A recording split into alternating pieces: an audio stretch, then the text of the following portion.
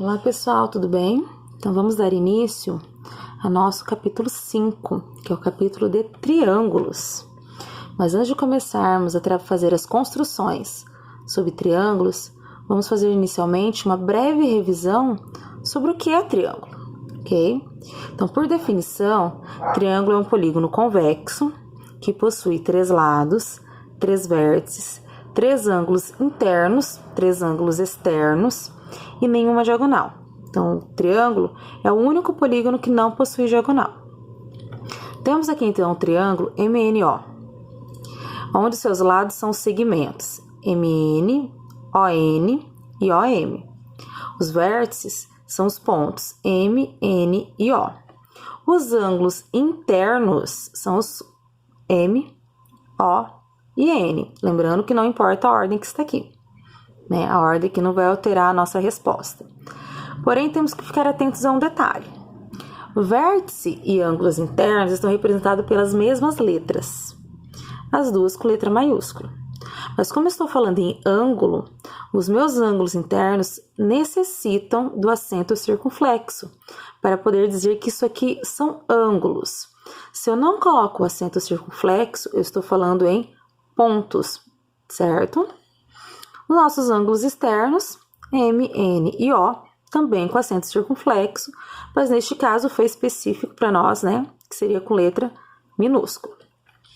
Então, vimos aqui o que é um triângulo, determinamos os seus elementos. Então, vamos verificar a condição de existência. Quando que tem triângulo e quando não tem? Será que qualquer medida dá para formar triângulo? Isso que nós vamos dar uma olhada agora.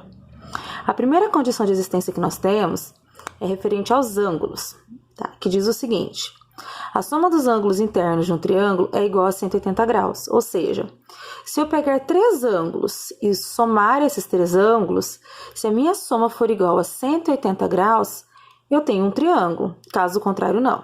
Aqui temos alguns exemplos. 45 graus, 70 graus e 38 graus. Somando essas 3 medidas, nós temos 153 graus, portanto, esses ângulos não formam um triângulo. Temos aqui na letra B, 45 graus, 45 graus e 90 graus.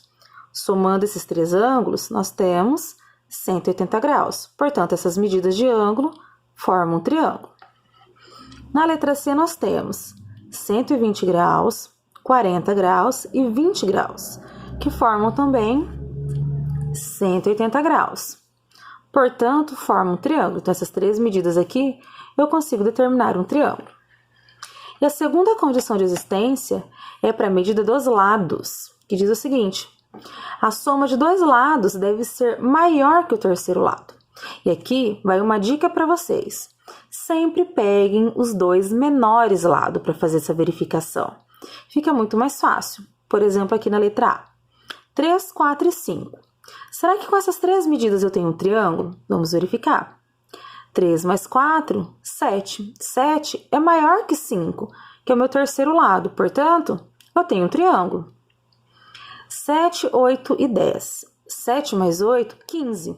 15 é maior que 10, que é o meu terceiro lado. Portanto, forma um triângulo essas 3 medidas. Próximo, 7, 7 e 18.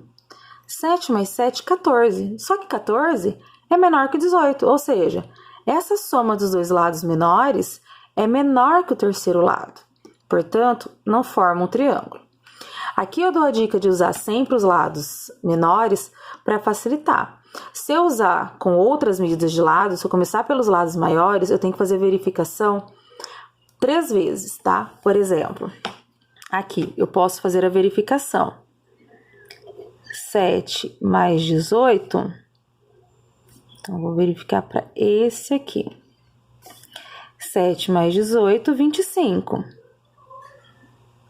25 é maior que 7. Ah, então forma triângulo? Não forma, porque aqui, com essas 2 medidas, não formou. Então, quando eu faço essa verificação, eu preciso verificar se é para todas. Quando eu pego as menores medidas, fica muito mais fácil fazer essa verificação. Vou fazer mais um exemplo com vocês. Então, vamos lá. Chamar de letra D. Vou colocar aqui 4 centímetros, ok, 5 centímetros e 10 centímetros.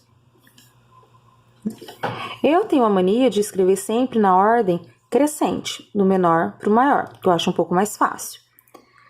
Mas vamos supor que você quer fazer a verificação para as 3 vezes, ou seja, eu vou pegar 3 cálculos para verificar isso. 4 mais 5, 9. 9 é menor que 10. Então, aqui eu já consigo verificar que não forma triângulo, mas vou verificar nos outros. 5 mais 10 é igual a 15. 15 é maior que 4, que foi a medida que eu deixei de lado. Próximo, 4 mais 10, 14. 14 é maior que 5. Só que quando eu verifiquei para as 3, né, para os 3 lados diferentes, aqui para as 3 medidas, teve uma delas que furou, que foi essa. Aqui, quando eu fiz 4 mais 5 é igual a 9, que é menor que 10, já furou minha condição. Então, eu já sei que essas 3 medidas não formam triângulo. Então, eu posso verificar só para os menores, igual eu fiz aqui em cima, que já vai facilitar pra gente. Ou, se eu quiser, eu posso verificar fazendo as combinações de lados. Então, aqui eu combinei 4 com 5, 5 com 10, 4 com 10. 4 com 5 eu deixei o 10 de fora, 5 com 10 deixei o 4 de fora, 4 com 10 deixei a medida número 5 de fora, tá? Então, eu posso verificar com as menores medidas, que facilita, ou eu posso verificar aí fazendo as combinações das 3 medidas. Temos também aqui a classificação de triângulos. Então, o triângulo ele pode ser classificado de 2 modos: quanto à medida dos lados, quanto à medida dos ângulos. Primeiro, vamos para a medida dos lados. Se eu tiver 4 lados com a mesma medida, ou seja, 4 lados congruentes, eu digo que esse triângulo é equilátero. Se eu tiver pelo menos 2 lados com a mesma medida, eu digo que esse triângulo é isósceles. Mas se eu tiver os 3 lados com medidas diferentes, eu falo que esse triângulo é escaleno, certo? E para os ângulos é bem tranquilo também. Eu vou verificar a medida dos ângulos. Se eu tiver um ângulo reto, eu já falo que esse triângulo é retângulo, né? Então, ângulo reto, triângulo retângulo. Se eu tiver um ângulo obtuso, esse triângulo é obtusângulo. E se eu tiver os meus 3 ângulos internos agudos, eu falo que é acutângulo. Abrindo aqui uma atenção, tá? No triângulo retângulo, nós temos um ângulo de 90 graus e 2 ângulos agudos. No triângulo obtusângulo, um ângulo obtuso e 2 ângulos agudos. Senão, eu não terei um triângulo aqui dentro, tá? Com todas essas medidas aqui, nós temos triângulos formados, ok? Bom estudo, até a próxima!